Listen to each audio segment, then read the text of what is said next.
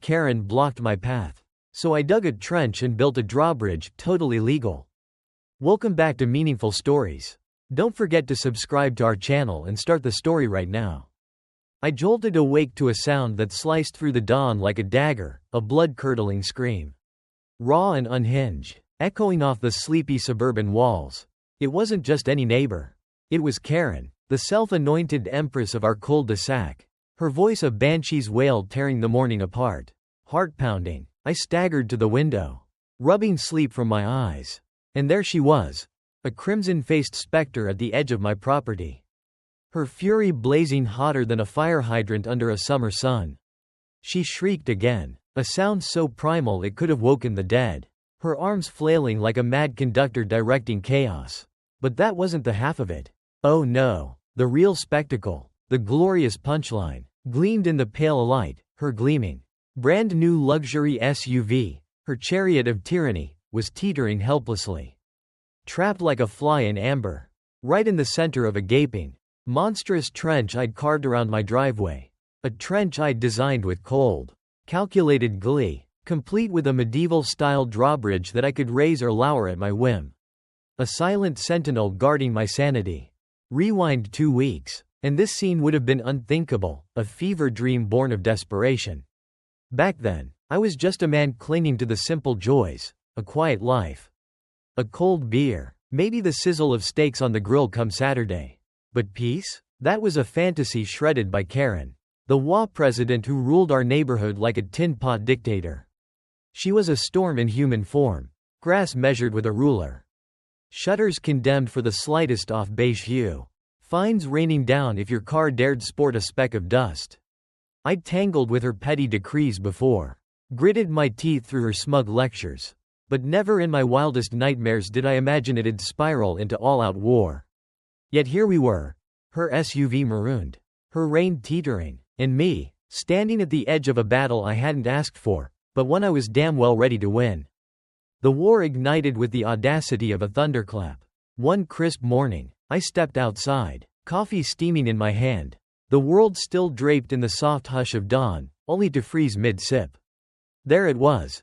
Karen's hulking SUV, a gleaming beast of chrome and arrogance, squatting defiantly across my driveway like a conqueror staking its claim. My pulse quickened. A mistake, I thought. Surely she'd just missparked in a fleeting lapse. But then I saw her. Karen emerged from the shadows of the sidewalk, arms crossed, her lips curled into a smirk so venomous it could have curdled the air itself. She stood there, a predator savoring the trap she'd sprung, her eyes glinting with the smug certainty of victory. "Morning, Karen," I ventured, forcing civility through gritted teeth. "Your car's blocking my driveway." Her reply slithered out, syrupy and sharp. "Oh, I know," she purred, relishing every syllable. "It's HOA business. We've had complaints about your driveway." I blinked, the absurdity hitting me like a slap.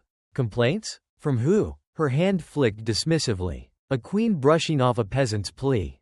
"That's confidential," she said, her tone dripping with mock pity. "But we've decided your driveway violates HOA standards." I stared at the slab of concrete beneath her tires, plain, unremarkable, a silent soldier of utility. "That's ridiculous," I shot back. "There's nothing wrong with it." She tilted her head, inspecting her nails with theatrical boredom. "Well," she sighed, "the HOA board has the final say. Until we review it, my vehicle stays right here, to prevent further infractions." My jaw tightened as her words sank in. She wasn't joking. She pulled out a clipboard, scribbling with the glee of a tyrant signing a death warrant. Then chirped, "Oh, and if you try to tow it? That's harassment. HOA rules." Fury simmered in my chest, a volcano begging to erupt. I wanted to roar, to rip that clipboard from her claws and shred her smug little empire to pieces, but I knew her game.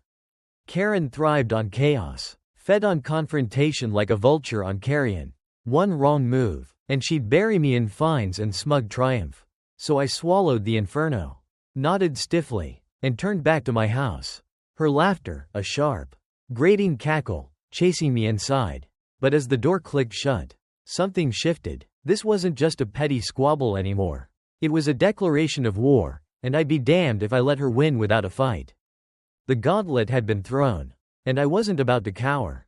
Karen's tyranny had turned my quiet corner of suburbia into a battlefield. And I'd had enough of her suffocating reign. That night, as shadows stretched long and menacing across my living room, I became a warrior in the dark, armed not with swords, but with something sharper: knowledge. I pored over dusty zoning laws and property codes, my eyes burning from the glow of the screen, until a single line gleamed like a hidden dagger in the fine print. There it was, a loophole, a chink in her armor. The law permitted security modifications to private property, so long as they weren't permanent. My mind raced, a storm of defiance brewing. This wasn't just a defense, it was a counterstrike. The next morning, the earth trembled under my command. I rented an excavator, its steel jaws snarling like a beast unleashed, and summoned a crew of roughneck builders who eyed me like I'd lost my mind. "Dig me a trench," I ordered, voice steady as iron. Not some pitiful ditch, a deep, wide moat around my driveway. A fortress against her madness.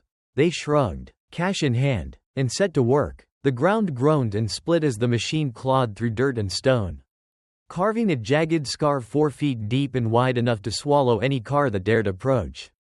Dust choked the air, a gritty fog of rebellion. And by sunset, my driveway stood as an island fortress. Karen's stranded SUV marooned like a shipwreck in its center, a gleaming trophy of her own arrogance. Dawn broke with a vengeance. Karen stormed across the street, her face a mask of rage twisted into something almost feral. "What the hell is this?" she shrieked, her voice a jagged blade slicing the morning calm. I leaned against my porch, coffee in hand, a grin tugging at my lips like a loaded gun. "Just some security modifications," I said, savoring the words as they landed like grenades. "Law rules say I can do it." Her eyes bulged, twitching with disbelief. "You can't just dig a hole around my car," she spat, fists trembling. "Oh, I can," I fired back, calm as a predator circling prey. "This is my property. You wouldn't move, so I built around you." I thrust a crumpled printout of the zoning laws into the air, my trump card fluttering in the breeze. Totally legal, city approved. Her jaw locked, a pressure cooker ready to blow.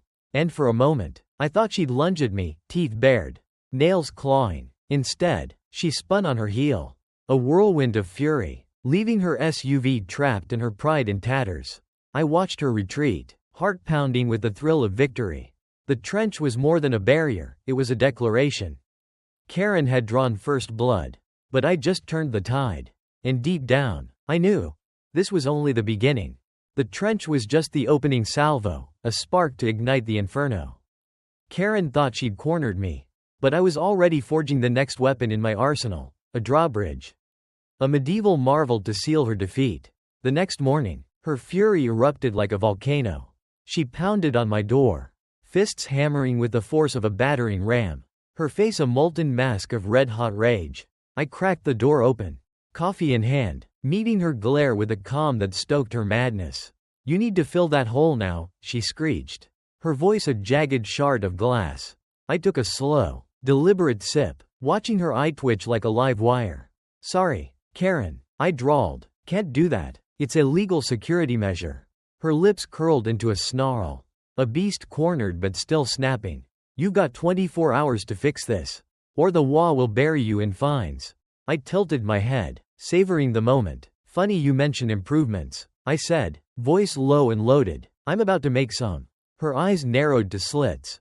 "What kind of improvements?" My grin widened, sharp as a blade. "A drawbridge." Her mouth gaped, a fish drowning in air, her brain scrambling to process the absurdity. "A drawbridge?" she choked out, disbelief warring with fury. "You can't put that in a suburban neighborhood." "Sure I can," I shot back, stepping closer, my words a quiet thunder. "Check the regs, it's temporary. Not a gate, perfectly legal. And since you're so worried about my driveway, this'll keep it safe." She staggered back, a storm cloud ready to burst, then stormed off, hurling threats of inspectors and lawsuits like lightning bolts over her shoulder. I let her go, unshaken. She could rage all she wanted, my plan was ironclad. The days that followed were a whirlwind of creation.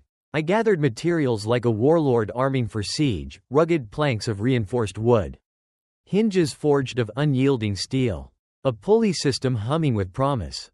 Contractors swarmed my yard, their drills and hammers a battle hymn, while I recorded every nail driven, every rope tied, evidence of my triumph and fodder for the chaos I knew would come. Karen fought back, a desperate tyrant clinging to power.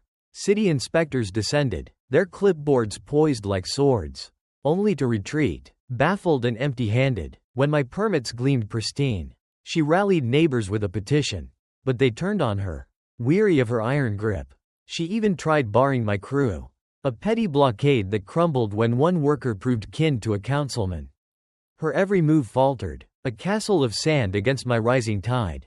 Then it stood complete, a drawbridge of raw beauty, its wooden span sturdy as a knight's shield, rising and falling with the pull of ropes like a beast breathing alive.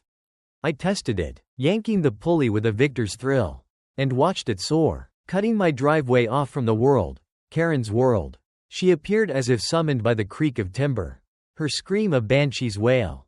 This is insane, you can't have a fortress here. I leaned against the trench's edge, unshaken. Not a fortress, I said, voice smooth as steel, a security feature. Wall loves those, right? Her face contorted, a strangled howl escaping her throat. Before she fled, defeated but not broken, I smirked into the dusk. She'd underestimated me, and the real storm was still brewing. The drawbridge stood as my banner of defiance. But Karen wasn't done, she was a wounded beast, cornered and clawing for blood. That night, the air hung thick with unease. A predator's silence before the strike. A rustling snapped me awake, sharp and sinister, like footsteps stalking through the dark. Heart hammering, I crept to the window, peeling back the blinds with trembling fingers. There she was, Karen, cloaked in black like a thief in a cheap noir, her flashlight's beam slicing through the shadows. She prowled the trench's edge, a vengeful wraith inspecting my drawbridge, hunting for its weakness. Bolt cutters glinted in her grip, a gleam of malice under the moon.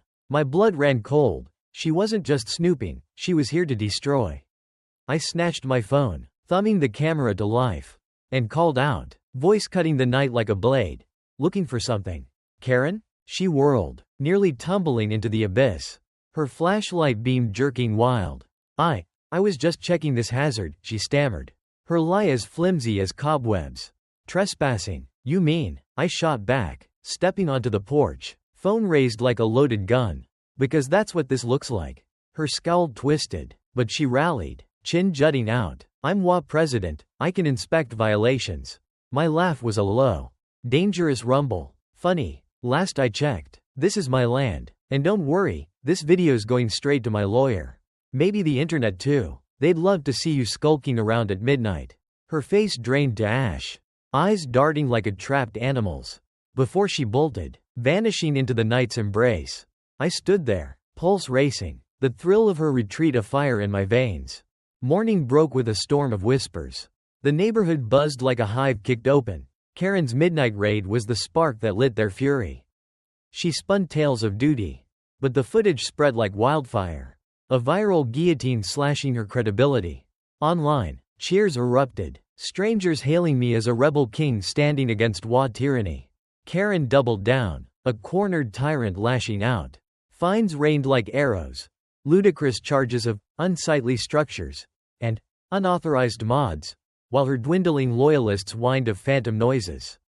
Their complaints as hollow as her reign. But I was a step ahead, a chessmaster in this petty war. For weeks, I'd hoarded her sins, records of misused WA funds, receipts of her lavish excess, evidence stacked like dynamite. I bound it all in a folder, a ticking bomb cradled in my hands, waiting for the perfect strike. The showdown loomed at an emergency WA meeting, a coliseum where Karen planned my execution. She sat enthroned at the table's head, her smile a serpent's promise of doom. Your modifications violate standards, she declared, voice dripping venom. Remove them, or face legal ruin. I rose, slow and deliberate, placing my folder on the table with a thud that echoed like a gavel. Funny you mention violations, I said, my tone a quiet storm. I've got some of my own.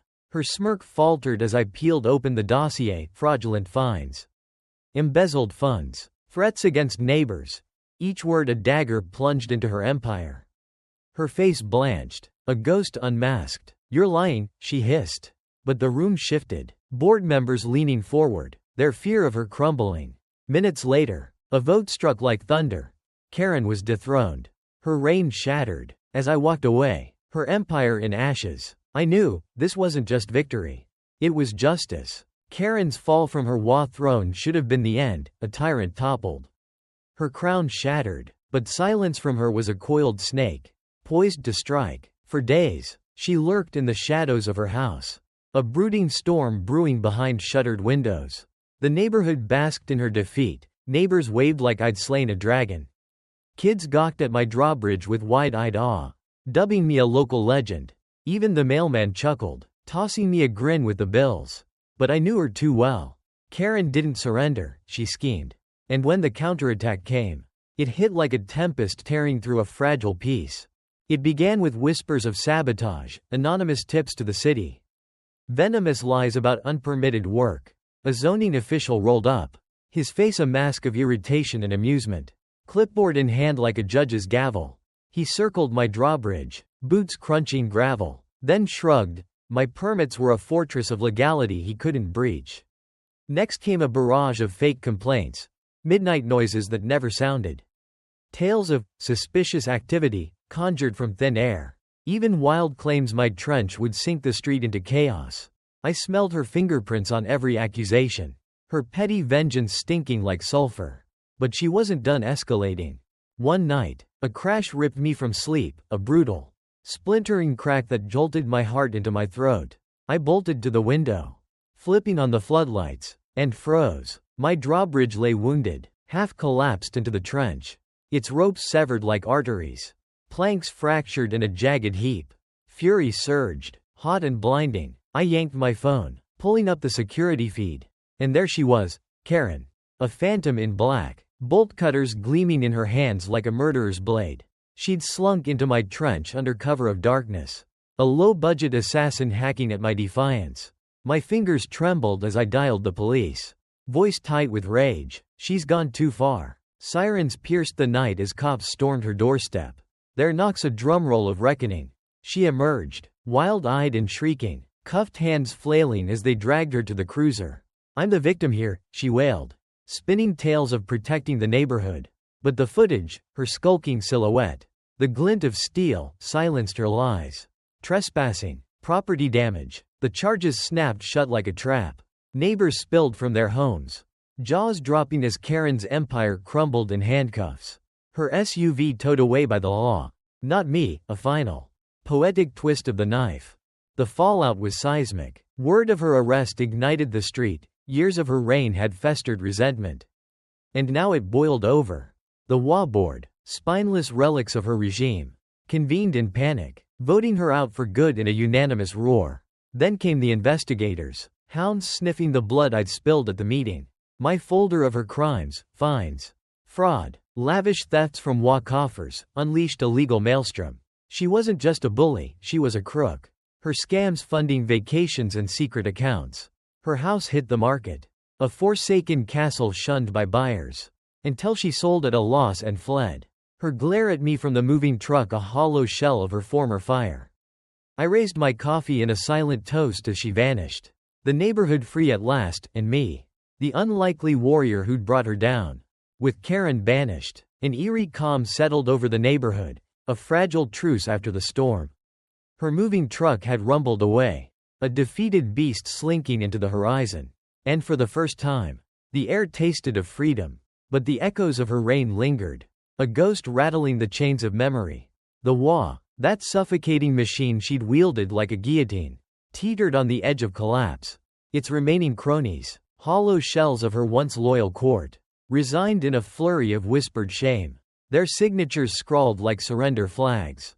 Then came the reckoning, a neighborhood vote, a thunderous uprising of voices that roared the HOA into oblivion. No more rules strangling our lawns. No more fines raining like ash. No more fear shadowing our doors. The shackles snapped, and we breathed unshackled at last. My trench and drawbridge, born as a madman's jest, had become a legend. A battle scar etched into the earth. I repaired the ropes she'd slashed, the wood groaning back to life under my hands. And it rose again, proud and defiant. Kids swarmed it like knights storming a castle. their laughter ringing as they dubbed my home Castle Jake, a name that stuck like a crown I hadn't sought. A plaque gleamed at the trench's edge, hammered into the dirt with quiet pride, in memory of Wa tyranny. It was more than a marker, it was a monument. A gravestone for Karen's empire. Word of my war spread beyond our streets. A wildfire leaping from whispers to headlines. News vans prowled, cameras flashing like lightning, reporters clamoring for the tale of the man who'd toppled a dictator with a moat and a pulley. Online, my videos exploded, millions watched, cheered, sent letters begging for the secret to slaying their own Wa dragons. I was no longer just a homeowner, I was a myth. A rebel king forged in the crucible of spite. One evening, as the sun bled gold across a liberated sky, I fired up the grill. The sizzle of steaks a hymn to peace reclaimed. A neighbor ambled over, an old-timer. His eyes crinkled with years of watching Karen's shadow grow. He leaned against the fence, gazing at the drawbridge silhouetted against the dusk. "You know," he rasped, voice rough as weathered stone. "I always figured someone'd take her down. Never thought it'd be with a trench and a damn bridge."